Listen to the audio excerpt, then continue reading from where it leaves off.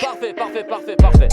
Il n'y a pas si longtemps, j'ai visité le Salon international de la moto à Milan où le nouveau V-Strom 1000 a été présenté.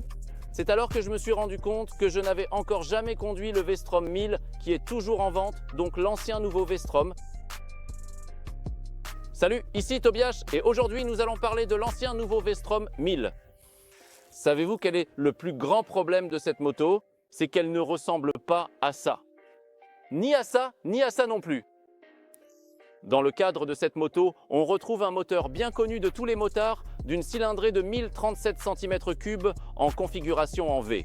L'angle d'ouverture entre les cylindres est de 90 degrés.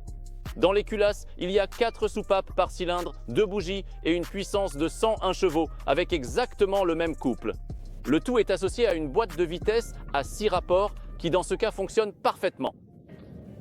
La combinaison de la boîte de vitesse et du moteur forme une véritable symbiose et constitue un point très fort de cette moto.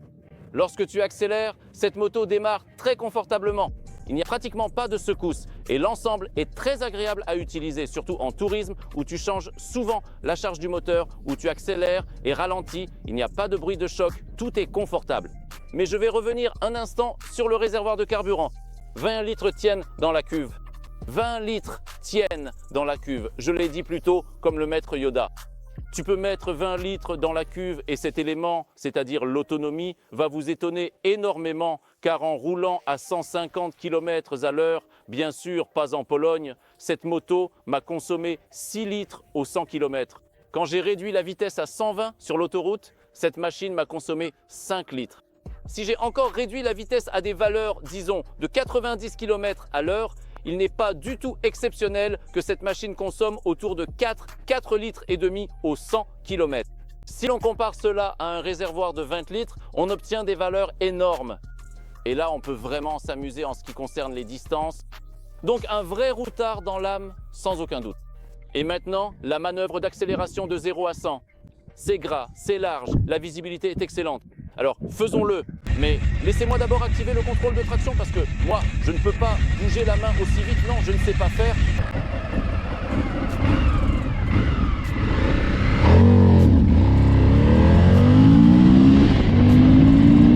Bon, d'accord, peut-être que le test n'était en rien représentatif, car je n'ai aucun appareil de mesure, mais j'en suis arrivé à une conclusion très intéressante. La température est de nouveau de 4 degrés Celsius, donc il ne fait pas très chaud.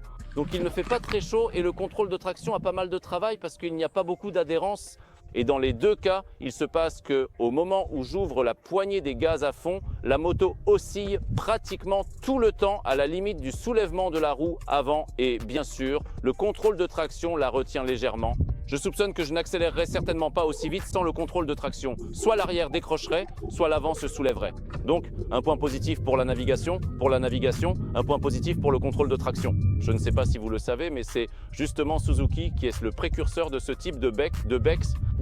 Pas Honda, pas BMW, mais bien Suzuki. Et ce sont eux qui ont introduit pour la première fois sur la DR Big à l'époque ce type d'avant. Le V-Strom qui m'accompagne ces derniers jours est une moto en version T Travel Pack. Nous avons ici des crash bars, des phares anti-brouillard, une bulle haute avec un déflecteur réglable, une béquille centrale ainsi que des valises et un support pour les valises. L'élément que je préfère dans cet ensemble, c'est la bulle. Vraiment une chose simple. Cependant, dans des conditions comme celles d'aujourd'hui, même s'il fait ensoleillé, il fait assez froid, parcourir plusieurs centaines de kilomètres peut tout simplement être difficile parce qu'il fait froid. Avec une telle bulle, il n'y a pas vraiment de problème pour parcourir beaucoup de kilomètres. Et que mes paroles soient confirmées par ma dernière sortie, j'ai parcouru près de, voire même je crois plus de 1000 kilomètres. Et d'accord, il ne faisait pas très chaud. Il faut aussi se rappeler que cette moto n'a pas de poignée chauffante de série, mais rouler le plus possible.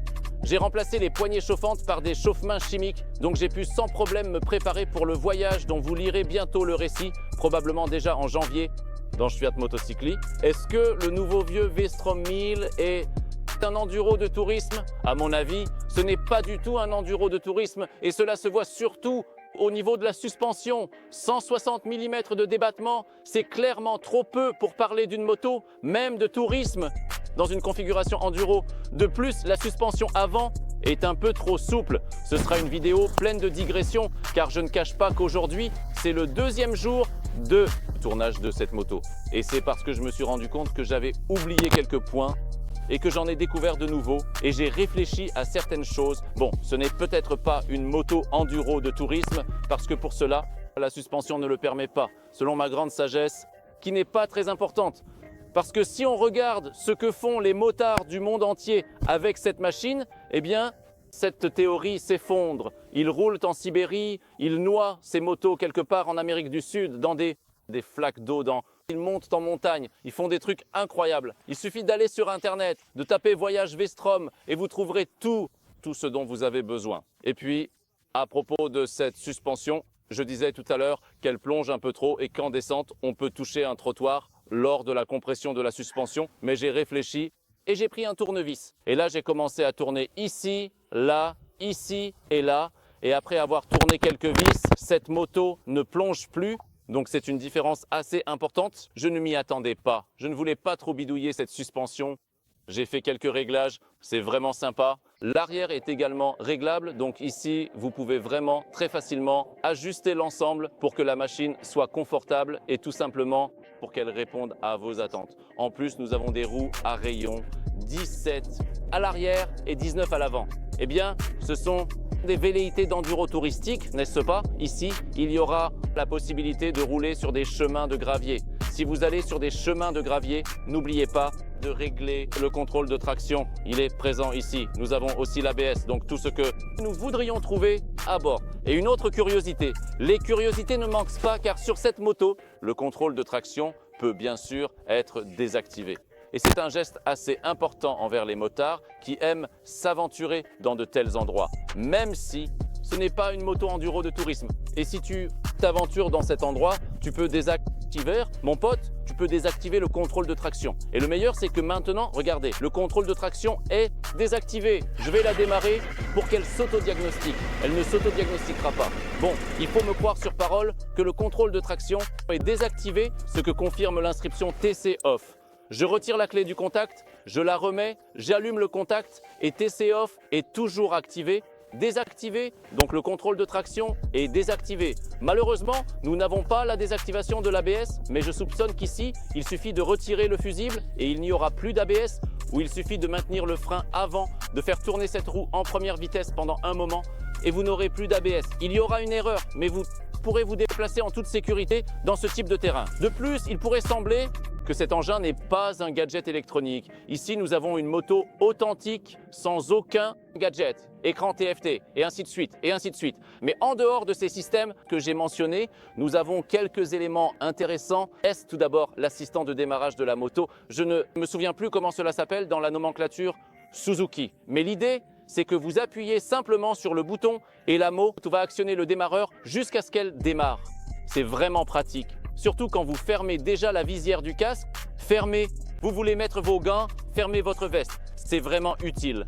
En plus, il y a l'assistant de démarrage, appelons-le comme ça. Ici, il s'agit du fait qu'au moment où l'on embraye et que l'on délâche doucement l'embrayage, la moto augmente d'elle-même le régime moteur. Et ça aussi, c'est vraiment une super fonctionnalité, surtout si vous démarrez en côte ou si vous n'êtes pas des motards chevronnés très expérimentés. Ce système vous aidera et vous permettra de rouler plus confortablement. Et si nous sommes dans le domaine du confort, alors un gros point positif revient à la position derrière le guidon. C'est vraiment confortable, c'est neutre. Ici, il y a du confort, il y a de la commodité.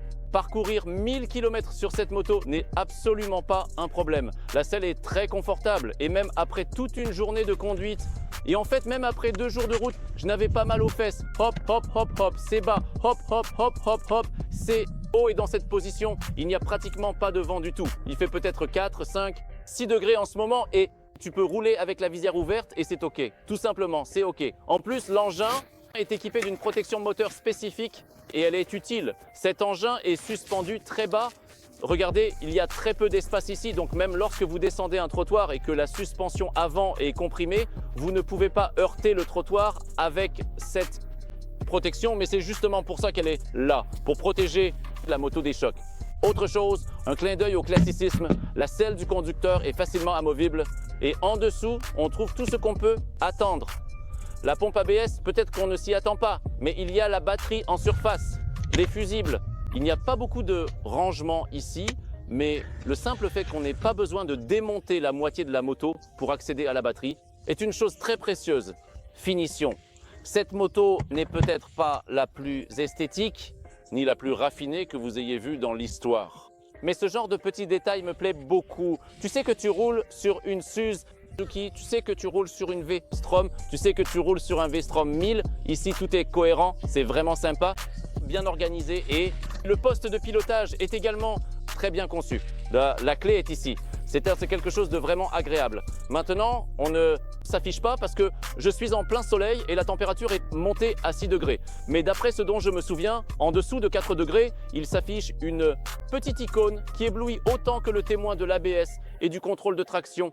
D'accord, j'espère sincèrement qu'il fait suffisamment froid à l'extérieur pour que l'icône du flocon de neige, un indicateur visuel crucial, s'allume enfin sur le tableau de bord. Et voilà, comme prévu, le flocon de neige apparaît distinctement, ce qui est vraiment une fonctionnalité très pratique et rassurante. C'est particulièrement utile parce que, en tant que conducteur, on ne regarde pas toujours attentivement la température exacte qu'il fait actuellement dans l'air ambiant. On a tendance à ne pas y prêter une attention particulière ou à l'oublier, mais quand cette alerte visuelle s'affiche clairement, le témoin des 4 degrés, tu sais qu'au sol, sur l'asphalte, ça peut devenir glissant. Il peut y avoir du verglas dans un instant, donc c'est une belle attention, encore un geste en faveur de la sécurité. Ici, nous avons une prise allume-cigare. J'aime beaucoup ce genre de surprise à moto. Ici, le numéro 1, c'est la balade. Si tu envisages d'acheter cette moto, il faut simplement l'essayer, ne pas lire les fiches techniques, ne pas lire les forums en ligne, t'asseoir sur la selle du conducteur ou même celle du passager, enfin plutôt celle du conducteur, et commencer à rouler parce que c'est là que tout commence à se passer dans ta tête. Quelque chose à quoi je ne m'attendais pas, c'est un pur plaisir et rien ne pourra changer cela. Et je me dis aussi pour finir que ce n'est pas vraiment un test de lancement d'une nouvelle moto, donc beaucoup d'entre vous roulent déjà avec cette machine au quotidien. Dites-moi en commentaire comment vous la trouvez, comment se comporte le V-Strom 1000 et si vous le recommandez à d'autres motards, car je pense que c'est vraiment important. Prenez soin de vous et à bientôt, à la prochaine fois.